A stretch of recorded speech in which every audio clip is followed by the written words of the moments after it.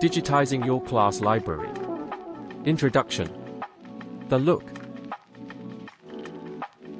Welcome, my fellow English teachers. If you ever considered digitizing your classroom library, but weren't sure where to begin, you're in the right place. In this YouTube series, I'll guide you step by step through the process of creating a digital library that looks like this. And it aligns with the needs of our 21st century learners. So join me on this exciting journey as we transform your classroom library into a dynamic digital